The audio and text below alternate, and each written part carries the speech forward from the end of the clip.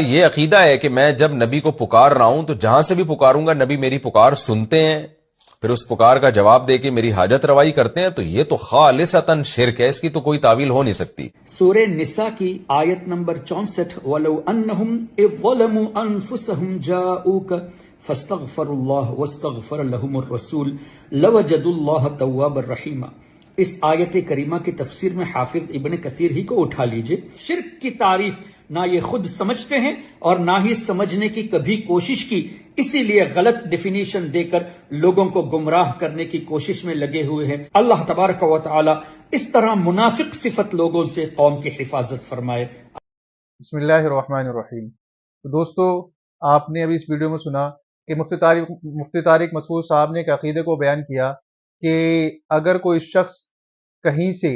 نبی صلی اللہ علیہ وسلم کو پکار رہا ہے اور اس کا یہ عقیدہ ہے کہ نبی صلی اللہ علیہ وسلم میری پکار کو سن کر اس کا جواب دے کر کے میری حاجت روائی کرتے ہیں، تو یہ خالصتاً بالکل شرک ہے اور شریعت کے خلاف عقیدہ ہے۔ تو اس کے رد میں، اس عقیدے کے رد میں حافظ احسان قادری صاحب نے سورہ نساء کی آیت نمبر 64 پڑھی، تو اور اس کے پڑھنے کے بعد یہ کہا کہ یہ علماء دیوبند یہ لوگ گمراہ کرتے ہیں، منافق صفت ہیں، قرآن کی غلط ڈیفینیشن کو بیان کرتے ہیں۔ تو ابھی میں آپ کے سامنے سورہ نساء آیت نمبر 64 پڑھوں گا، اس کے بعد آپ خود فیصلہ کریے گا اور کمنٹ میں بتائیے گا کہ کون منافق صفت ہے، کون گمراہ کر رہا ہے اور کون قرآن کی غلط ڈیفینیشن کو بیان کر رہا ہے۔ تو سورہ نساء آیت نمبر 64 آپ کی اسکرین پر ہے، آپ اس کو پڑھیں۔ میں اس کا ترجمہ کر رہا ہوں کہ اور ہم نے کبھی کوئی رسول نہیں بھیجا مگر اسی واسطے کہ اللہ کے حکم سے اس کی تابعداری کی جائے، یعنی ہم نے رسولوں کو اس لیے بھیجا کہ اللہ کے حکم سے وہ جو تمہیں بتائے تم اس کی تابعداری کرو، اس کی اطاعت کرو۔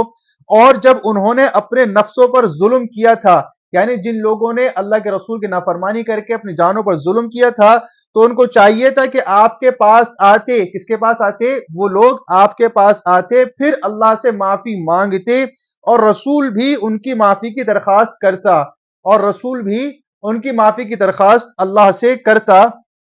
تو یقیناً یہ اللہ کو بخشنے والا اور رحم کرنے والا پاتے۔ تو سامعین، اس آیت کا ترجمہ سننے کے بعد کہیں سے کہیں تک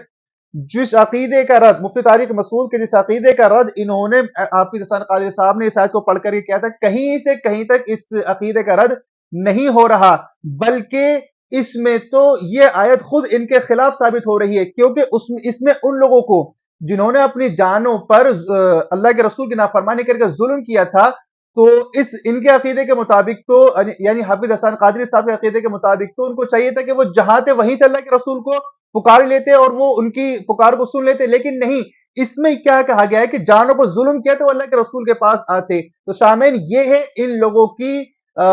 غلط دلیلیں، ان کے عقیدے کچھ ہیں اور یہ مفہوم کچھ بتاتے ہیں۔ تو منافق کون ہے، غلط ڈیفینیشن کون بیان کر رہا ہے، امت کو گمراہ کون کر رہا ہے، یہ آپ نے خود اس آیت کو سننے کے بعد سمجھ لیا ہوگا۔ ان کی دلیل کیسی ہے کہ کہیں کا اینٹ کہیں کا روڑا اور بان بتی نے کھمبا جوڑا۔